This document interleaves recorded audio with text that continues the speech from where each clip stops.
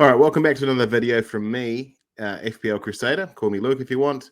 Today we're running through some transfer plans. I had a shocking game week last week. I ended up with 29 points after my -8 was taken off.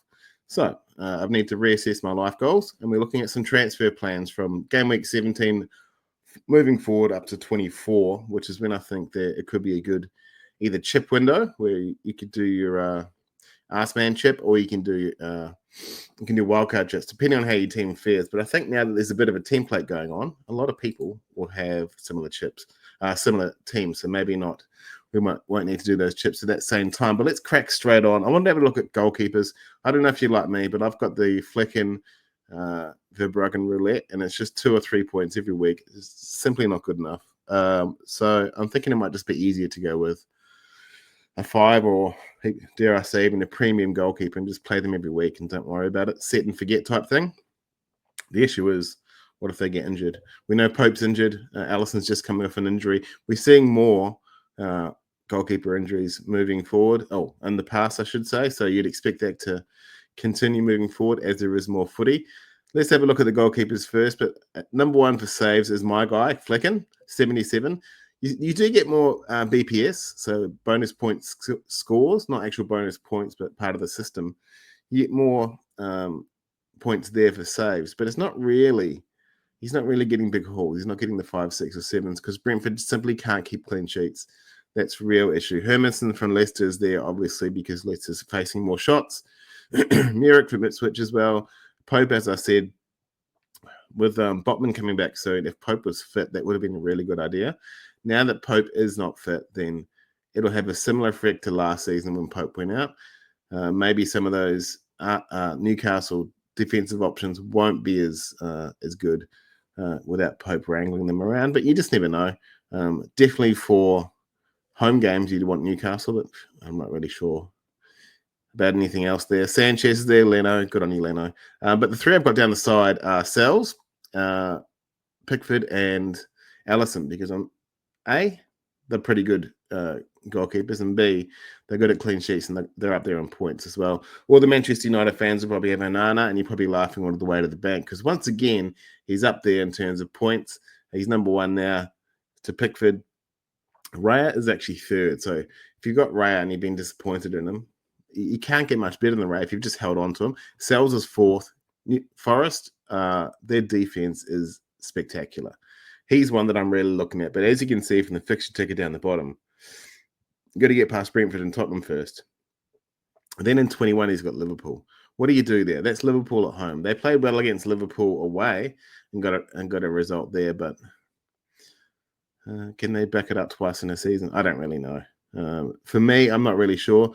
If we look at the middle section there for clean sheets, Arsenal's number one, Pickford, and then Onana. So I probably should have put Onana here, realistically. But these are the three I chose. So, but for me, moving forward, it's probably either going to be Pickford, Allison, or Sells that I would have for a goalkeeper clean or goalkeeper transfer. But that's not really in my wheelhouse for the next few game weeks at least. It's probably going to be closer towards that 24. And who knows if I would have already chosen to play a chip by then as well. But let's move on to something a little bit more exciting. So there's three I've been looking at recently, and it's I need to get rid of Ryan Aït-Nouri. I also need to get rid of Luca Dean. I'm happy to bench Dean this week, but Aït-Nouri, he's gone. So it's either one of these three. It's either going to be Anthony Robinson. Now, I'm a Fulham supporter, so I probably should have at least one person from Fulham in my team. And Anthony's playing really well. Got Munoz there from Palace as well, but he's suspended this week. Just a reminder, if you got him or you want to go into him, he is suspended for game week 17. And Hall just had 2 assists and 15 points. A big haul for Hall. So in terms of XA, Trent's obviously first. He's not getting the returns as much as everyone else, or as everyone expects, I should say. But the XA is still up there. So is Davis, and Hall's right there. My Luca Dean's actually fourth, but he's not getting those returns. Robinson's looking good, and then Vardiol. Vardiol should be on XG because he just hits so many of the balls in. Robinson is there. Interestingly enough, Mitchell's there instead of Munoz. But if we look at XG, Munoz is way out in front. Like we're talking Munoz and Milinkovic are way out in front of the rest, and Munoz is way out in front of Milinkovic. So you got your big-headed defenders there in the XG. Apart from Munoz, it's Milinkovic, Collins, Saliba, Gabriel, Vardy, all these big meatheads who are just going to put their head on the ball and get it across the line, predominantly from corners. Eight Norrie's there as well, but he's disappointed the entire FPL network, so he can walk off into the distance and hopefully comes back and plays better. But let's have a look at the points, because ultimately XA, XG, fixtures, it's all meaningless without points. Who's number one for points? Gabriel. And those who have Gabriel, you're probably really swimming in money right now, or swimming in points, I should say. He's been benched 1 or 2 times, but he came back with a vengeance. Virgil's number 2, Vardiol's 3. Ashley Young is number 4. This is spectacular. Well done, Ashley Young. 39 years old. He's my age bracket. He's 4 years younger than me, and he's still kicking ass in the Premier League.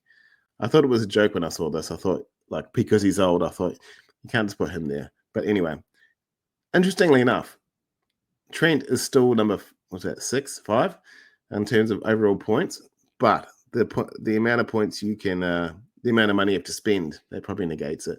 If he starts going on a run, I can see people going well into it. People have already gone into him this week. People will go into him every week because over the last 6 years, he's been pretty much a banker. Him and Salah, and then you build your team around that. But the tide could be changing for that. I think it is. Saliba's there, Pedro Porro, Aina Milinkovic, and Robinson. So for me, I'm probably going to go with Robinson purely because he's got that plum fixture this week in Southampton. Then we've got a red fixture there down the bottom is Chelsea, but that's our derby game. We always get up for that. I expect Chelsea to score. I also expect us to score. So I might bench him, but if I have to play him, then that's fine. And then as you can see, we've got 2 more home games in a row, and then 2 more away games, but they're both green. So I think that's looking pretty good. In terms of Newcastle, they've got a green this week and Ipswich, but they don't travel well. They travel about as good as spoilt milk. So, and then they've got Villa at home, who don't travel. So maybe if you want Hall, you bench him this week, but you want him for the plum fixtures. Look, I just think that, yeah, it's hard to say. For me, it's going to be Robinson. And for Hall, it feels a little bit like chasing points. Maybe wait until 21 when they've got 3 out of 4 home games. Wolves, Bournemouth, they're away to Southampton, but who knows what they'll look like then. And Fulham, that seems more smarter. Good English there, Luke. In terms of Crystal Palace, yeah, look, it's probably a good thing he's been suspended for Arsenal. He's got Bournemouth away, then he's got Southampton, Chelsea, and then 3 green. So the window to bring in Munoz for me is probably game week 19, depending on how 18 looks. But for me, I think I've just convinced myself to get Robinson there. I'm just saying this because this is my budget, right? Looking at these charts, if you had more in your budget, just go Gabriel. I mean, moving forward, Arsenal's defense is going to get better and better and better. If you want a piece of the Liverpool defense, you can either go Alisson maybe or Virgil van Dijk. Save that 0.5, but if it's only 0.5, just go with it. When Forest fixtures get better, then you can probably go into Milinkovic. But yeah, if you had an unlimited budget, I'd say Gabriel, not Vardiol. He's probably going to score goals, but you don't know how City are going to play. Let's have a look at the midfielders. So the 3 I've spotted for the midfield for my position that I want is Enzo, Ahmad, and who's that bloke with the big nose? Anthony Gordon. Sorry, Anthony. As you can see from the fixtures down the bottom straight away, Chelsea, boom, shakalaka. They got 6 greens in a row. Then they got City. Then they've got another green. It's a bit of a no-brainer. In terms of XA, who have you got there? You got Palmer. If you don't have Palmer, there's a 7 or 6 and a bit difference between Palmer and Enzo. So I'll leave that up to you. If you've got 6 in the bank, then I'd say go with Palmer. But otherwise, Enzo's good. He's got, I think it's 7 assists now in the last. And the way he's bombing forward into that box, he's pretty much unstoppable, especially against this run of fixtures. Madison's sitting there in second on XA. He's going to pop up every 3 or 4 or 4 or 5 game weeks and get a double figure haul, but he might be benched in between that. It's Russian roulette with this bloke. He's still amazing though. He's number 5 scorer for midfielders, but how do you trust him? Bowen's there, so is McNeil. I wouldn't go McNeil. Ahmad's not on here, but we'll talk about Ahmad in a sec. Salah's number 1 for XG. If you don't have Salah, then you should probably try and get to him. So is Johnson, but that's all fart no poo. Bruno's not too bad. Clivert had that amazing 3 penalties, and then he's gone. Gordon's up there in XG now, so he's getting better. He's starting to get the returns. He always had the underlying stats, but he just wasn't getting the returns. But that could start, as we see down the bottom against Ipswich. He might do well there. He'll do well against Villa as well. And then those 4 plum fixtures from 21, you want to jump on at least 1 or 2 Newcastle assets. And then it rounds out with Madueke, Mbeumo, Semenyo, and Saka for XG. Saka's way down in XG. He's an assister this season. That's why my team, I'm not spending the 10 million on an Arsenal asset. I'm probably going to go with the goal scorers. In terms of points, Saka's still third. That's fine. Salah and Palmer. Salah's way out in front. And Mbeumo and Maddison, as I said. Bruno's chipping away. Iwobi, interestingly, is up there as well. I didn't actually notice that. Good on you, Iwobi. Sonny got a huge haul last week, Madueke and Bowen. But for me, out of these 3, I've got Enzo, and I need to bring in someone next week, I think. I want to get rid of McNeil. Maybe I don't even need to do a transfer. I want Ahmad, though. I think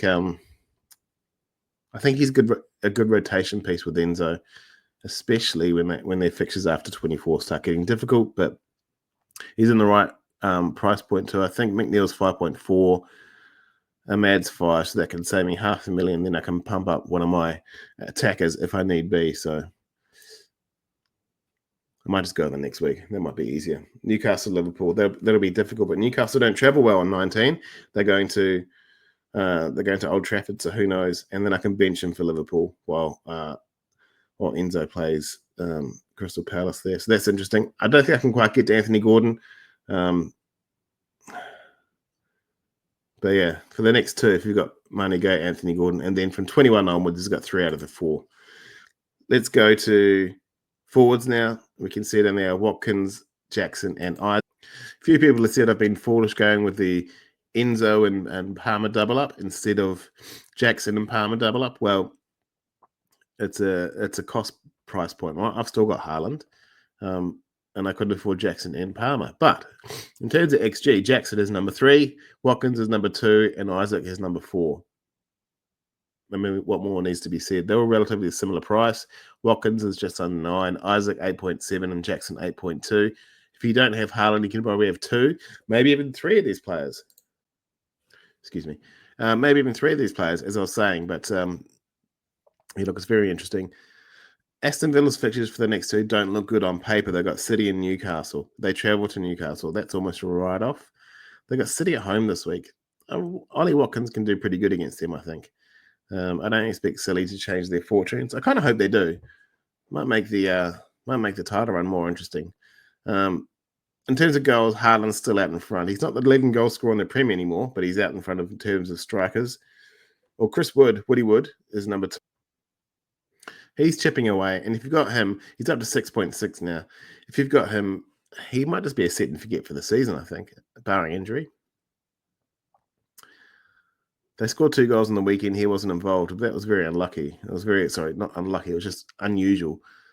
Jackson's there, Wissa, Cunha, Watkins. Watkins has been injured and he's been dropped. So that's the one thing you need to worry about Watkins. Is Duran going to take over his mantle? If so, we'll all pile into Duran because he's a 6.0 striker who's now deciding he wants to score every game week. In terms of points, Haaland's number 1, Wood, Jackson, Cunha.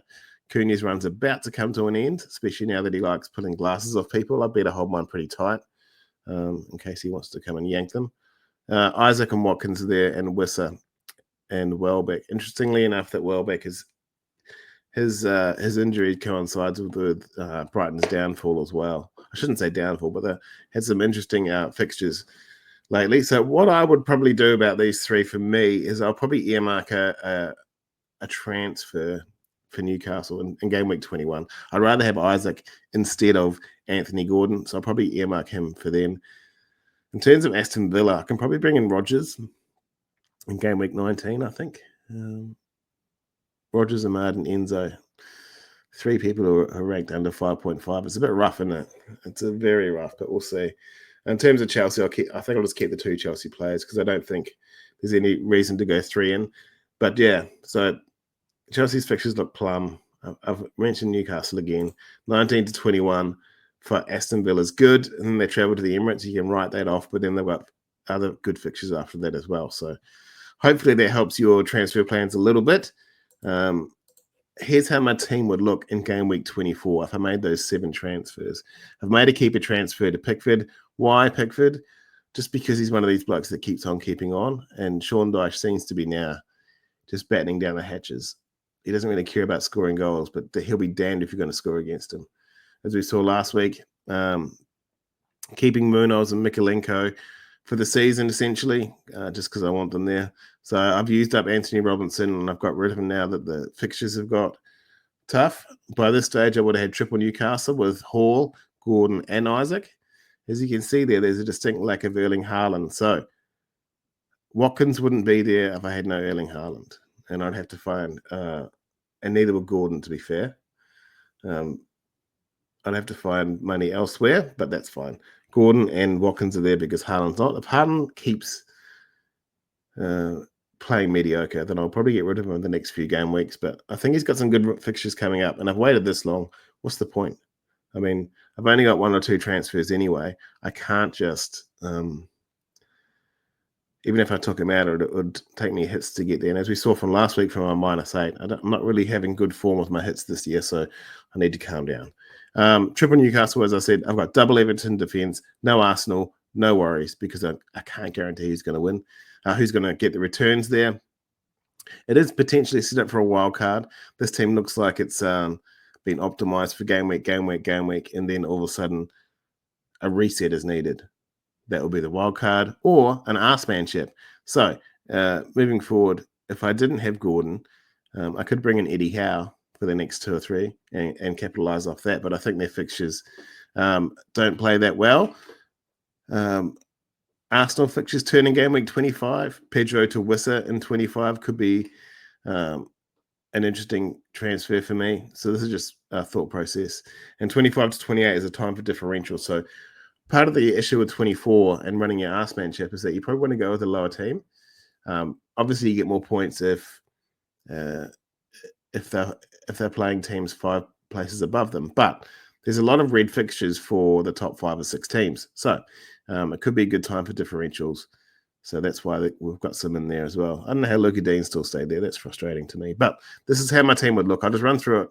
So it's Pickford in goal, Munoz, Mikalenko, and Hall, Ahmad, Salah, Enzo, Palmer, and Gordon, Watkins, and Isaac. And on the bench, we've got Flecken, Joe Pedro, Faze, who doesn't even play anymore, I don't believe, and Luka Dean. So it's 14/15 good players. But look at the points in this game week, 76.1. The only reason that's there is because Mo Salah is potentially having a double game week, as will Pickford and Mikalenko, and therefore their points are expected to be 2 games instead of 1 for this game week. So these are my transfer thoughts. They might change week on week, but I won't be doing it next week because it's Merry fucking Christmas, isn't it? Merry Christmas to everyone else. Everyone watching this. And if you don't celebrate Christmas, just enjoy time with your families. I hope this has helped your transfer plans. And I hope your game week 17 is full of green arrows and your differential score hat tricks. My name's Luke, FPL Crusader. Please like and subscribe and share on social medias if you want. That will really help my channel because I'm trying to grow it. It's brand new. I've only got 5 subscribers, but I'm really enjoying doing these videos. So if you do like it, let me know. Thank you very much. As I said, I'll talk to you later in the week and have a good day.